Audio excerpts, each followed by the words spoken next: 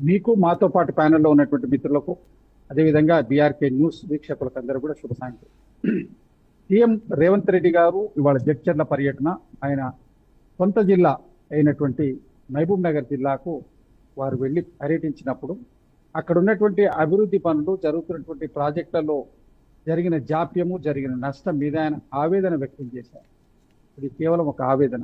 ఒక ముఖ్యమంత్రి అయిన తర్వాత అతను వెళ్ళి సమీక్షిస్తుంటే తెలంగాణ వచ్చిన తర్వాత 12 సంవత్సరాల తర్వాత కూడా కరువు ప్రాంతంగా అనేక ప్రాంతాలకు వలసపోయేటువంటి కార్మికులకు నిలయంగా ఉన్నటువంటి మహబూబ్ నగర్ జిల్లాకు సరైనటువంటి న్యాయం జరగలేదు.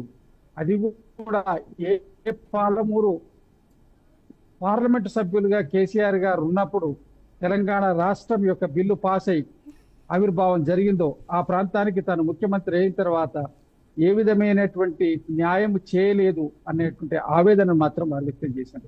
ప్రధాన కారణం దూరాల నుంచి అక్కడ ఉన్నటువంటి పాలమూరు రంగారెడ్డి ప్రాజెక్టును శ్రీశైలానికి మార్చడం, దానితో పెరిగినటువంటి ప్రాజెక్టు వ్యయం, దానికి సరి అయినటువంటి నిధులు కేటాయించకుండా 27,000 కోట్ల రూపాయలు వాళ్ళు 27,000 కోట్ల రూపాయలు ఖర్చు చేసి ఇంతవరకు ఏమాత్రం సాగునీరు ఇవ్వనటువంటి పరిస్థితి.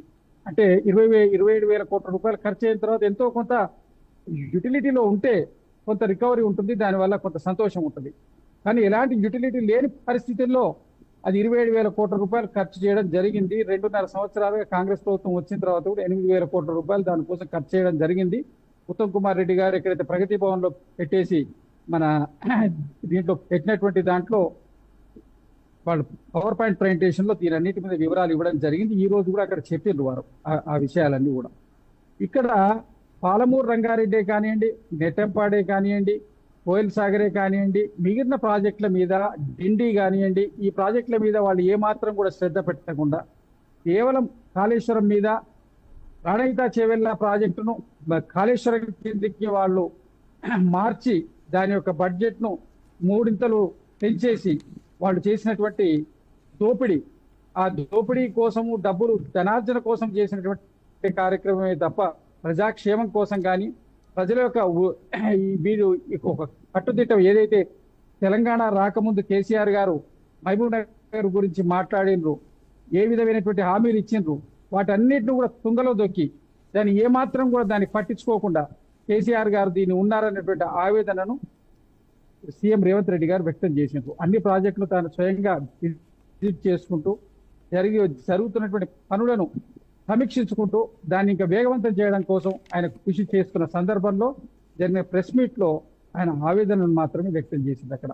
అయితే దీంట్లో పాలమూరు రంగారెడ్డిలో 27,000 కోట్ల రూపాయలు 90% పని పూర్తి చేసినాం, సీతారామ సాగర్ కూడా పూర్తి స్థాయిలో పూర్తి చేసినామని వాళ్ళు ఏదైతే చెప్తున్నారో అవన్నీ కూడా కాకి లెక్కలు. మీ దగ్గర ఉండే 47%, 45 to 47% మాత్రమే పాలమూరు రంగారెడ్డి పూర్తయింది.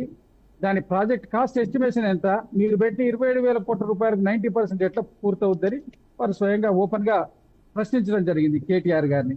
ఈ అబద్ధపు ప్రచారాలు చేసుకుంటూ మొన్న అక్కడ మీటింగ్లు పెట్టి రైతులను రెచ్చగొట్టే విధంగా మాట్లాడుకుంటూ ఉన్నారు. మరి 27,000 కోట్ల రూపాయలు ఖర్చు చేసి అదే కనుక జూరాల దగ్గర నుంచి అయ్యి ఉంటే ప్రాజెక్ట్ ఇప్పటివరకు ఫలప్రదం అయ్యేది. ఆ ప్రాజెక్టు ఫలప్రదం కాకపోవడానికి ఈ విధంగా ఈ ఇబ్బందులకు కారణమైనటువంటి దానికి ఎంతైతే ఖర్చు పెట్టిందో దానికి సగభాగం ఇప్పటివరకు దాని మిత్తి రూపంలో కట్టామనేటువంటి వివరాలు కూడా ప్రజలకు తెలియజేయడం జరిగింది. మీరు పెట్టినటువంటి ప్రాజెక్ట్ కాస్ట్లకు పెట్టినటువంటి దానికి ఎంత మిత్తి కడుతున్నాం, కట్టినా దాని నుంచి సరైన ఫలితాలు దాని పరిస్థితిలో రాష్ట్రం అప్పుల ఊబిలో కూరుకుపోయింది. మీ యొక్క తప్పుడు విధానాలు, మీ యొక్క ఈ దోపిడీ చేసినటువంటి ఈ దోపిడీ ఆలోచన వల్ల మాత్రమే రాష్ట్రం ఈ పరిస్థితిలో ఉందన్నటువంటి ఆవేదనను ఒక ముఖ్యమంత్రిగా తను స్వయంగా రాష్ట్రాన్ని నడుపుకుంటూ పడుతున్నటువంటి బాధలను ప్రజలకు వివరించేటువంటి ప్రయత్నం చేసి తన సొంత జిల్లా కాబట్టి కొద్దిగా ఆయన ఎమోషనల్ గా ఫీల్ అయ్యిందని చెప్పి నా అభిప్రాయం. రైట్. శ్రీనివాస్ గారు, లక్ష్మీ నరసింహారెడ్డి గారు, మస్తాన్ రావు గారు, మీరు అలాగే లైవ్ లో ఉండండి. రైట్. మొత్తానికి తెలంగాణ సీఎం రేవంత్ రెడ్డి పాల్మూరు జిల్లా ఉద్దండాపూర్లో బహిరంగ సభలో ఇంతవరకు మాట్లాడింది మనం చూసాం. ప్రధానంగా ఏదైతే నార్లాపూర్, ఎదులాపూర్ రిజర్వాయర్ అలాగే వట్టెం కరివేన రిజర్వాయర్ పంప్ హౌస్లను రేవంత్ రెడ్డి పరిశీలించారు. మరోవైపు పాల్మూరు రంగారెడ్డి ఎత్తిపోతలకు సంబంధించినటువంటి పంప్ హౌస్లను కూడా రేవంత్ రెడ్డి పరిశీలించారు. ప్రధానంగా అక్కడ కూడా బీఆర్ఎస్కి సంబంధించినటువంటి ఎవరైతే వర్కింగ్ ప్రెసిడెంట్ ఇటు కేటీఆర్, మాజీ సీఎం కేసీఆర్ మీద కూడా విమర్శనాస్త్రాలు సంధిస్తున్నారు. జూలై 6, 6 సంవత్సరంలో ఒక మొక్క దాదాపు 20 సంవత్సరాల తర్వాత ఒక వృక్షమైంది.